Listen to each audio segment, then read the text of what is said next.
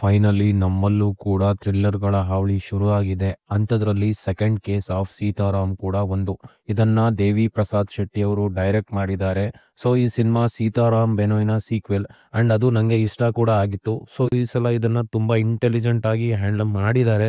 Because ಒಂದು ಹೊಸ case ಜೊತೆ ಸೆಕೆಂಡ್ ಕೇಸ್ ಶುರು ಆಗುತ್ತೆ. ಸೊ ಇದೇ ತರ ಮುಂದೆ ಕೂಡ ಇದೊಂದು ಯೂನಿವರ್ಸ್ ಆಗ್ಬೋದು ಅಂಡ್ ಆಗ್ಲಿ ಅಂತ ಅನ್ಕೊಳ್ತಾ ರಿವ್ಯೂ ಶುರು ಮಾಡೋಕ್ಕಿಂತ ಮುಂಚೆ ಸಬ್ಸ್ಕ್ರೈಬ್ ಮಾಡಿ, ಸಪೋರ್ಟ್ ಮಾಡಿ, ರೀಚ್ ಆಗೋದಕ್ಕೆ ಹೆಲ್ಪ್ ಆಗುತ್ತೆ. ಇನ್ನು ಸಿನಿಮಾದ ಪ್ಲಾಟ್ ಕಡೆ ಬಂದ್ರೆ ಈಗ ಸೀತಾರಾಮ್ಗೆ ಮತ್ತೊಂದು ಕೇಸ್ ಸಿಕ್ಕಿದೆ. ಬಟ್ ಈ ಸಲ ಕಿಲ್ಲರ್ ಒಬ್ಬ ಸೈಕೋಪಾತ್. ಇದ್ರ ಜೊತೆಗೆ ಡೌಟ್ ಬರೋ ಎಲ್ಲಾ ಪಾತ್ರಗಳು. ಸೊ ಇಲ್ಲಿ ಏನ್ ಆಗ್ತಿದೆ, ಕೊಲೆಗಳನ್ನ ಮಾಡ್ತಿರೋದು ಯಾರು ಅಂಡ್ ಇದ್ರ ಹಿಂದಿರೋ ಮೋಟಿವ್ ಏನು ಅನ್ನೋದೆಲ್ಲ ನೀವು ಸಿನಿಮಾ ನೋಡಿನೇ ತಿಳ್ಕೊಬೇಕು. ಇನ್ನು ಸಿನಿಮಾದಲ್ಲಿ ನಂಗೆ ಇಷ್ಟ ಆಗಿದ್ದು ಅಂದ್ರೆ ಅದು ಸಿನಿಮಾದ ಸ್ಟೋರಿ ಮತ್ತೆ ಅದರ ಕನೆಕ್ಷನ್ಸ್ ಅಂತ ಹೇಳ್ತೀನಿ. ಒಂದು ಸಿನಿಮಾನ ಪ್ರೋಸೆಸ್ ಆಗಿ ತುಂಬಾ ಚೆನ್ನಾಗಿ ಡಿಫೈನ್ ಮಾಡ್ತಾ ಹೋಗಿದ್ದಾರೆ. ಯಾವುದೇ ಎಕ್ಸ್ಟ್ರಾನ ಆಡ್ ಮಾಡ್ದೇನೆ ಕತೆಗೆ ಏನ್ ಬೇಕೋ ಅದನ್ನ ತುಂಬಾ ನೀಟ್ ಆಗಿ ಬರ್ದು ಪ್ರೆಸೆಂಟ್ ಮಾಡಿ ಅದೇ ಝೋನ್ಗೆ ನಮ್ಮನ್ನ ಎಳ್ಕೊಂಡು ಹೋಗ್ತಾ ಇರುತ್ತೆ. ಇನ್ವೆಸ್ಟಿಗೇಷನ್ ಪ್ರೋಸೆಸ್ ಅನ್ನೋದು ಲೇಯರ್ ಟು ಲೇಯರ್ ಓಪನ್ ಆಗ್ತಾ ಹೋಗುತ್ತೆ ಅಂಡ್ ಇದು ಸಿನಿಮಾದ ಬಿಗ್ಗೆಸ್ಟ್ ಪಾಸಿಟಿವ್ ಅಂತಾನೆ ಹೇಳ್ತೀನಿ. ಇಲ್ಲಿ ಎಮೋಷನಲ್ ಕ್ಯಾರೆಕ್ಟರ್ ನ ಡಿಫ್ರೆಂಟ್ ವೇ ಅಲ್ಲಿ ತೋರಿಸಿ ಅವರಿಗೆ ಒಂದು ಕ್ಲೋಜರ್ ಕೊಡೋದು ಇದೆಲ್ಲ ಇಷ್ಟ ಆಯ್ತು. ಅಂಡ್ ಸ್ಪೆಷಲಿ ಇಲ್ಲಿರೋ ಸಾಂಗ್ಸ್ ತುಂಬಾ ಮೀನಿಂಗ್ಫುಲ್ ಆಗಿ ತೋರಿಸಿದ್ದಾರೆ ಅಂಡ್ BGM ಕೂಡ ಇಂಪ್ರೆಸಿವ್ ಆಗಿದೆ.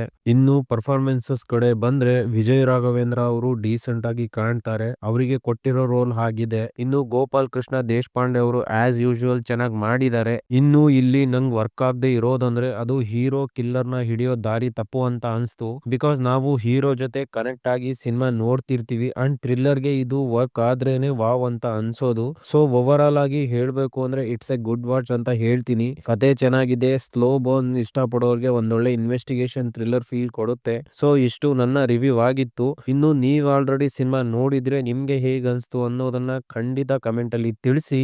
ವಿಡಿಯೋ ಇಷ್ಟ ಆಗಿದ್ರೆ ಸಬ್ಸ್ಕ್ರೈಬ್ ಮಾಡಿ, ಸಪೋರ್ಟ್ ಮಾಡಿ ಅಂತ ಹೇಳ್ತಾ ಸಿಗುವ.